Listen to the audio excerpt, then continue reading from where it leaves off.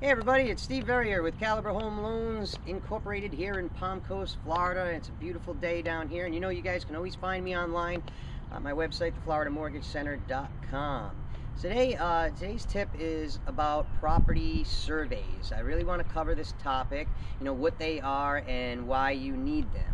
Okay, so when a mortgage company like Caliber, like when we finance a real estate transaction, either we or the title insurance agency, and typically it's the title insurance agency that requires surveys in order to provide title insurance. Okay, the survey provides several key pieces of information about the property, and this information is important not only if you're building a home, but even if you're buying an existing home as well. Okay, so you know, this video is going to give you a little bit of information about that. So a property survey is important in a real estate transaction. So what does it cover? What's on them?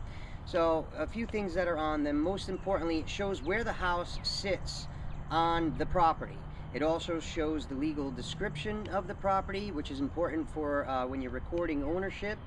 And it also shows where the property lines are, where fences are, and if the property doesn't have a fence and you're thinking of putting one in, it'll also show the fence contractors where to put it on the property line. Okay, the property survey also notes the location of any pools, outbuildings, driveways, decks, and where they are in reference to any legal setbacks. Now, legal setbacks, guys, these are the dimensions that the city or county requires property owners not to encroach upon when building your house, because, you know, sure, it's your property, but the city has rights to it, you know, in case they want to build a sidewalk or swales or anything of that nature. So there is no set amount of space in this regard. You know, it's usually different per municipality. But if you're thinking about building a swimming pool in your backyard, you don't want to build it within the utility easement. Okay, so that's important before you do any kinds of additions, shed construction, anything like that. You want to look at your survey and make sure you're not encroaching on what the city claims as their their part of your property. So again, this information is important not only if you're building the home, but if you're buying an existing home as well, because, you know, if there's any encroachment on the neighbor's property that the person selling the house has done, as modified, you know, you want to know that about that up front in advance before you buy it and then get into a legal battle with the neighbor. Okay, you know, and you want those encroachments to be remedied before you actually close on the house. Now, in the state of Florida, guys, a property survey can be reused and the property modified by the owner since its date.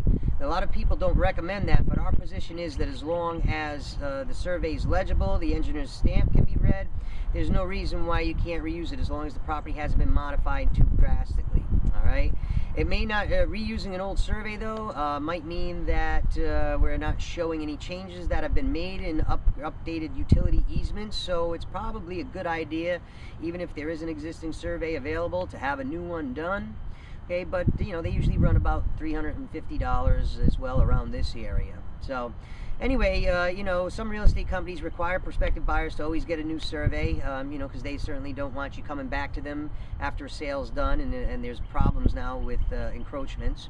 So, you know, guys, surveys are really important. If you have any questions on surveys or any other parts of the mortgage and loan process, you know, give me a call. It doesn't cost a penny to talk, so, you know, I'm always looking forward to hear from you. Don't hesitate to reach out to me, 386-866-1112, or online at thefloridamortgagecenter.com. Hope you enjoyed this tip. Have a great weekend.